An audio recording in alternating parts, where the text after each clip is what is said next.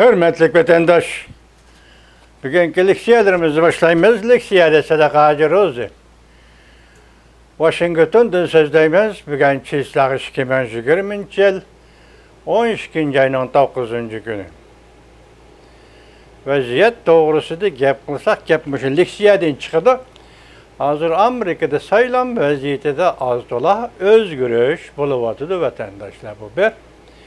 İkinci gün silagimiz 4 gün içinde Amerika avazda Cungo'ya karta ilan kılınan makalı ve belgelengen siyasetler doğrusu toxtaldık.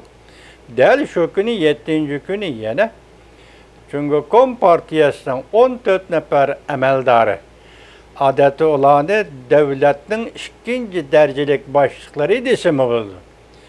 14 nefer ikinci derecelik başlıkları Amerika Koşmuş Ştatları hükümeti imborgu yürgüzdü. Del şu günü yani 7. günü Amerika Kongresi yani Devlet Meclisi'nin Avam Palatası da Şangay yani Hong Kong erkillik ve tallaş hukuku kanun layihesine avazga koydu. Demek ki arka arkadan kilivatıdı bu işler. Endiki sayılam vaziyetindeki özgürlük deseniz, bunun tüvende sizge sözdeyimiz hürmetlik vatandaşım. Mavzu bundak bugün ki, Amerika Koşmuş Ştatlar'da 10 ştat,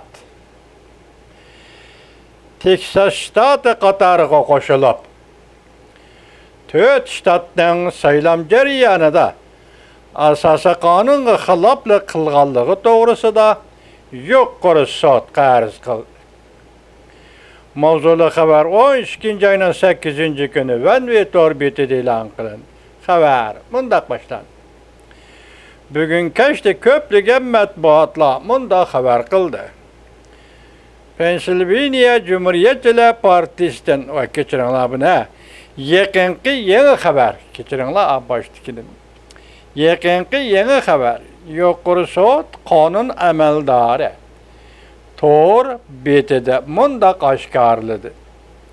Amerika Qo'shma Shtatlari yuqori sud Texas shtatining Amerikada 4 shtatning saylam jarayonida asosiy qonunga xiloflik qilganligi to'g'risida yuqori sudga sungan arzini qabul qildi.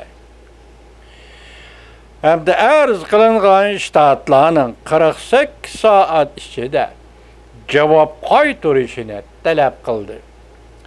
Onundan başka yana 10 ştat Texas ştatının arz ve ayıplaş katara koşuldu. Tövrinip durgan 4 ştat asası kanunga xilaflık kıldı dep hesapladı.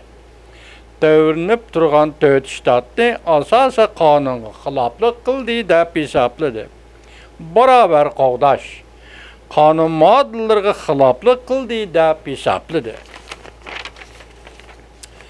Bu 10 ştat ayrım halda mundaq ştatlar yani namı mundaq dizildi. Missouri ştatı, Kentucky ştatı, Louisiana ştatı, Mississippi ştatı, Janubi Carolina ştatı, Janubi Dakota ştatı, Alabama ştatı, Arkansas ştatı, Indiana ştatı ve Florida ştatları ibaret. Hazır yuqori sudga arz qilgan ştat Texas ştatı. Bu Texas ştatıga qo'shilib ovoz bergan 10 ştatning ismi yuqoriqilardan iborat. Ovoz bergan emas, qo'shilib arz qilgan ştatning 10 ştatning ismi yuqoriqilardan iborat. Saylam raqobati qonun maslahatchisi Jenna Ellis haftaning 2. günü Pakis soda programmasida mundaq ko'rsatdi. Kelar yili 1 ayning saylam raqobati degan prezident Trump taraf saylam raqobatining qonun maslahatchisi Jenna Ellis haftaning 2. günü Pakis soda programmasida mundaq ko'rsatdi. Kelar yili 1 ayning 6. günü Devlet Meclisi her qaysi ştatlarning vekillik bilet sanını hesaplaydıgan gün. En ahırkı ehmiyetlik ameli bir gündür. 1. ayının 6. günü Devlet Meclisi ameli saylam biletini sanaydıgan gündür. Ondan başka bugün Amerika Ştatları Devlet Meclisi vazifege olturuş murasimi ötküzüş komiteti da 3 nefer Cumhuriyetçiler Partisi'nin azası Joe Biden'ı prezident kılıp bekitişini makullaş. Vekiller nöbetlik prezident vazifege olturuş murasimige tayyarlık kılış kararnamesiga karıştırdı. Cenna alis yanımında görsetti. Bugün yani 8. günü Bexatar port. Bu bir asas nokta. 12. yani 8. gün asaslık bir gün idi vatandaşlar. Bu şundak belgilenirken asası kanunda. Bexatar port dep atılırken Bexatar port yetip keladigan ahırkı vakit çeki bolsumu. Yani 8. ayının 12. ayının 8. günü. Bolsumu keler hepte yani 12. ayının 14. günü sayılıqçılar gruppisinin yığını eçilidi.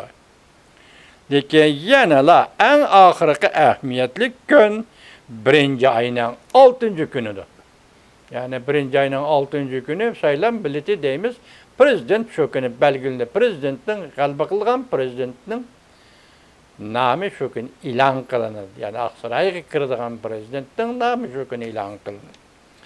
Dikkat kılış karcıydıgan bir taraf şu ki, CNN Devlet Meclisi de vazifege olturuş murasimi ötküzüş komiteti de Joe Biden prezident ve bekitiş karar layihisi makullaştın, ötmedi.